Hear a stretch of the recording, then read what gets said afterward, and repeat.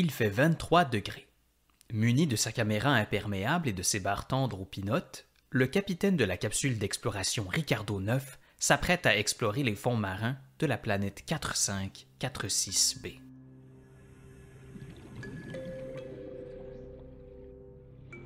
Recouvert à 99% d'eau, ce monde océanique est un des lieux dans la galaxie qui comporte la plus grande biodiversité sous-marine.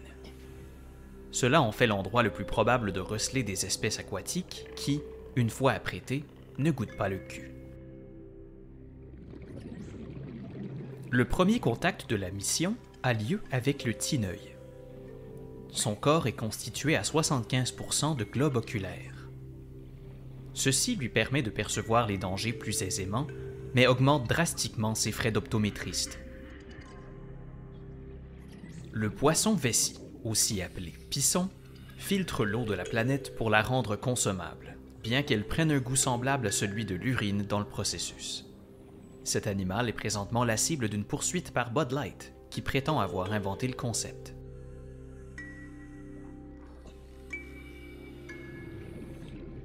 Le twercus est un mammifère marin qui, en signe de détresse, branle un peu les fesses. Ces bulles, composées à 98% de potassium pur, éclatent et font fuir les autres nageurs. Ceci n'est pas sans rappeler la tactique de votre petit cousin à la piscine municipale. Grâce à leur équipement à la fine pointe de la technologie, les membres de l'équipage du Ricardo 9 peuvent se déplacer rapidement et aisément d'un point à l'autre afin d'effectuer leurs recherches.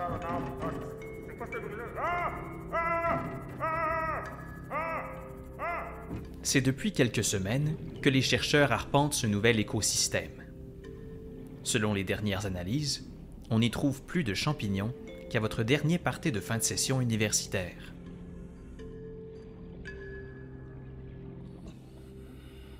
À leur grand désarroi, les chercheurs sur 4546b réalisent que la population locale laisse, elle aussi, ses lumières de Noël accrochées au mois de mai.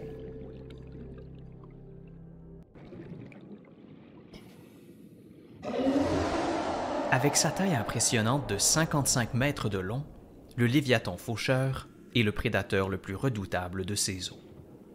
Heureusement pour nos chercheurs, une lumière vive suffit pour le tenir à distance sécuritaire.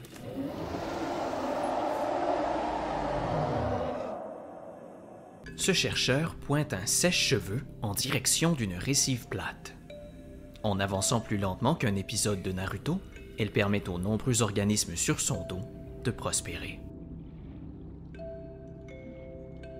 Cette immense anémone ressemble à s'y méprendre au bonnet de Moment dans La Petite Vie. On ne sait pas trop à quoi ça sert, mais on pensait que ça vous intéresserait. Le poisson câlin est doté d'une forte intelligence. Friand des biscuits goglus qu'un des chercheurs a laissé traîner dans son sac, il se laisse facilement amadouer. Ceci.